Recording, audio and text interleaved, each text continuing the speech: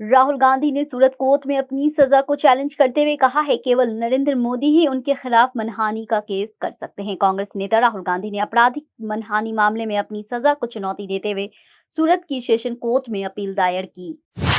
सूरत की सत्र अदालत से जमानत की अवधि बढ़ाए जाने के एक दिन बाद राहुल गांधी ने अडानी कंपनियों में धन के लेन देन पे फिर से सवाल उठाए। उन्होंने खुले शब्दों में पूछा है कि अडानी के सेल कंपनी में 20,000 करोड़ रुपए किसके हैं।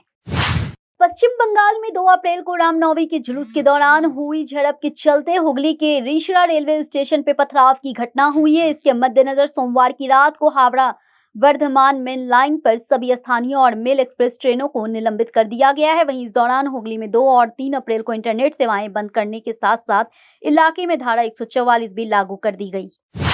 पश्चिम बंगाल में रामनवमी के जुलूस के दौरान जो हिंसा भड़की उसे लेकर के अब सियासत ने तूल पकड़ लिया है। इस मामले को लेकर के नेता प्रतिपक्ष शुभेंदु अधिकारी ने टीएमसी सरकार को आड़े हाथे लिया है। अधिकारी ने कहा है कि टीएमसी सरकार के राज में कानून व्यवस्था बनाए रखने में विफल साबित हुई है। अधिकारी ने कटाक्ष करते हुए कहा है रिशरा जल रहा है और पूरा राज्य प्रशासन दीर्घा छुट्टी का आनंद ले रहा है। मुंबई के तारदेव इलाके में जनता नगर में एक बिल्डिंग में 30 से 40 अज्ञात लोगों ने तलवारों और कॉपर से राष्ट्रवादी युवक कांग्रेस के कार्यकर्ता पे हमला कर दिया है। इस मामले में 3 कार्यकर्ताओं में से 2 कार्यकर्ताओं को गंभीर चोट आई है। तारदेव पुलिस ने अब तक के मामले में 3 लोगों को गिरफ्तार किया है। अन्य आरोपियों की तलाशी की जा रही है। क्यों किया गया है ये हमला, इसके पीछे कौन है, पुलिस इन सवालों की जवाब तलाश कर रही है। अरुणाचल प्रदेश पे अपना दावा करने के लिए चीन समय समय पे नाकाम कोशिश करता है। एक बार फिर चीन के अरुणाचल से जुड़ी जगहों का नाम अपने नक्शे पे बदला है। इस पे अब विदेश मंत्रालय का बयान सामने आया है। विदेश मंत्रालय के प्रवक्ता अरिंदम बगची ने कहा है ये पहली बार नहीं है जब चीन ने इस तरह की कोशिश की है। हम इसे सिरे से खारिज करते हैं।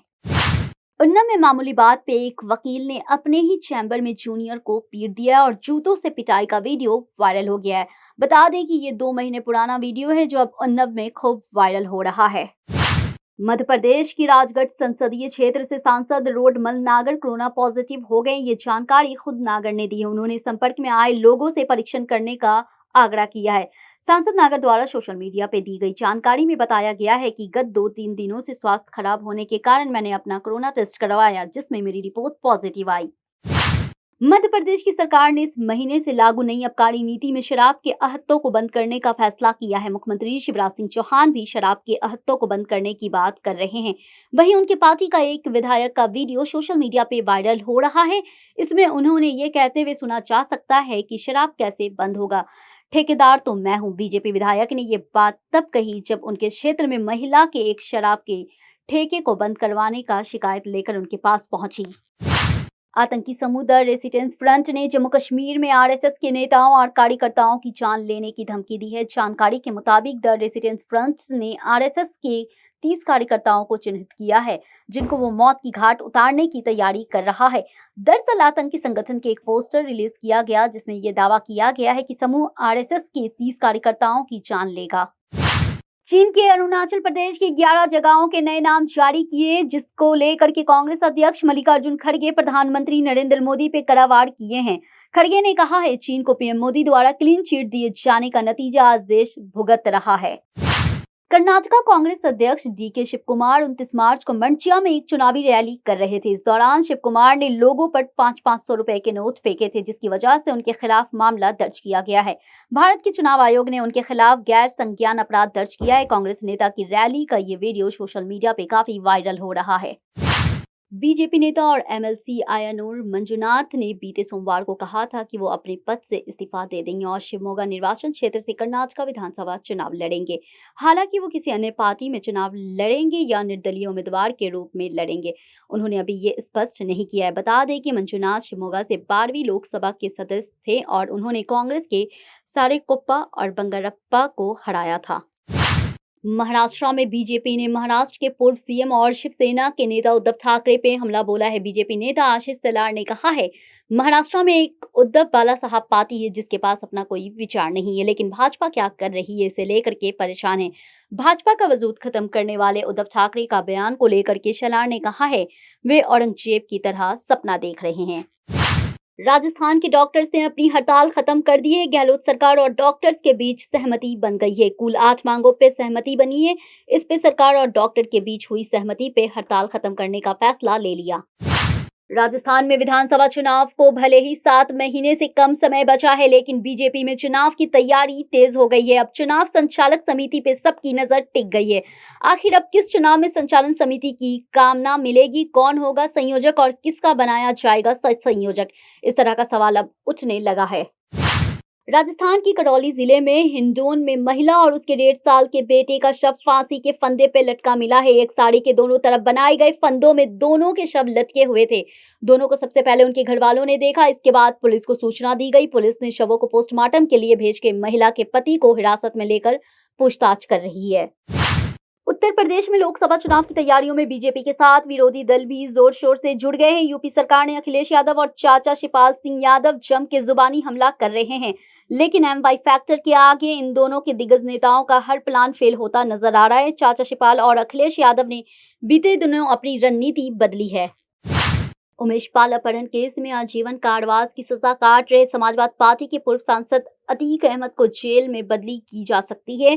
पूर्व सांसद को गुजरात की साबरमती जेल से हटाकर अब दिल्ली की तिहाड़ जेल में शिफ्ट किया जा सकता है। पश्चिम बंगाल में हावड़ा, हुगली और रिश्रा समेत अन्य इलाकों में हुई हिंसा की घटनाओं को लेकर के बयानबाजी थमने का नाम नहीं ले रहा है। एक तरफ सत्ताधारी पार्टी टीएमसी तो दूसरी तरफ विपक्षी पार्टी बीजेपी, दोनों के बीच वार पलटवार दौरा जारी है। पश्चिम बंगाल की मुख्यमंत्री ममता बनर्जी हिंसा की शुरुआत से ही बीजेपी पे इस तरह के दंगे भड़काने का आरोप लगा रही है। वहीं विपक्षी के नेताओं ने इसे राज्य सरकार की विफलता करार दिया है।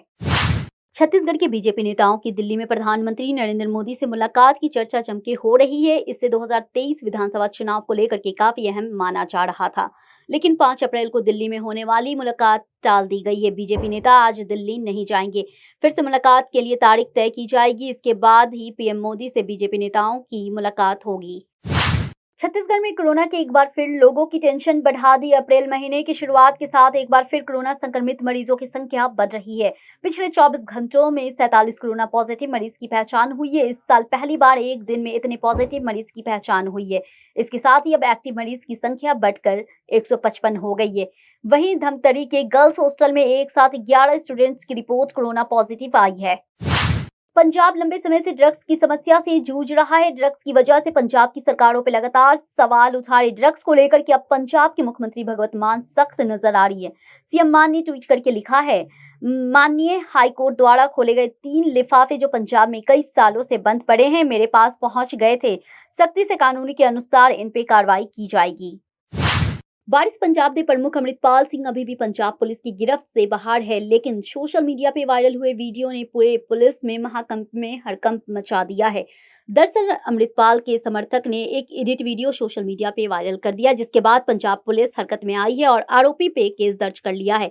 पुलिस अब उसकी तलाशी करने में जुटी है। पुलिस का कहना है कि किसी को इस तरह का माहौल खराब नहीं करने दिया जाएगा।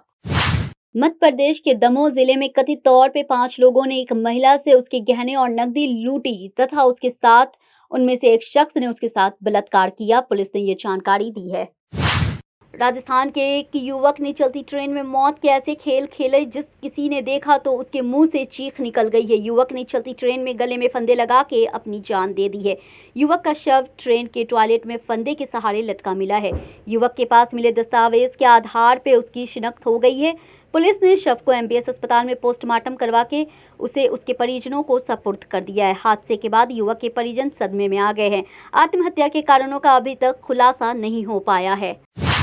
ग्रेटर नोएडा में बदमाशों के हौसले बुलंद है। वो किसी भी आपराधिक घटना को अंजाम देकर आसानी से फरार हो जाते। ताजा मामला ग्रेटर नोएडा के चिपियाना गांव का है, जहां बदमाशों ने जन सुविधा के केंद्र हथियार के बल पे 30,000 रुपए लूट लिए। घटना का वीडियो सोशल मीडिया पे वायरल हो रहा है। पीड़ित ने पुलिस से इसकी शिकायत की है। फिलहाल पुलिस सीसीटीवी फुटेज के आधार पर लुटेरों की तलाशी कर रही है। झारखंड इलाके में पालनगंज से एक हैरान करने वाला मामला सामने आया है। यहाँ नशे की हालत में एक बेटे ने टांगी से अपनी मां की हत्या कर दी है। दरअसल आरोपी बेटे प्रदीप सोमवार की रात नशे की हालत में घर पहुंचा। इस दौरान प्रदीप को नशे में देखकर मां नाराज हो गई। इसके बाद मीना देवी ने प्रदीप को खूब डांटा।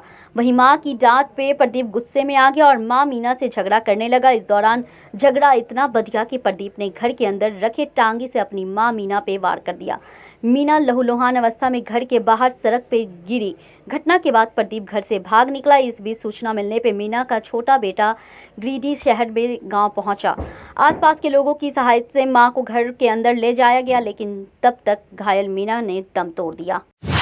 बांग्लादेश के अनुभवी खिलाड़ी साकिब अल हसन अपने निजी कारणों की वजह से आईपीएल 2023 से बाहर हो गए। कोलकाता नाइट राइडर्स यानी केकेआर ने साकिब को पिछले साल दिसंबर में हुए आईपीएल ओकेजन में 1.5 करोड़ रुपए देकर अपनी टीम में शामिल किया था। साकिब वह इस साल आईपीएल में नहीं खेल पाएंगे। ऐसे में अब सवाल उठता है कि साकिब की जगह टीम में कौन शामिल होगा।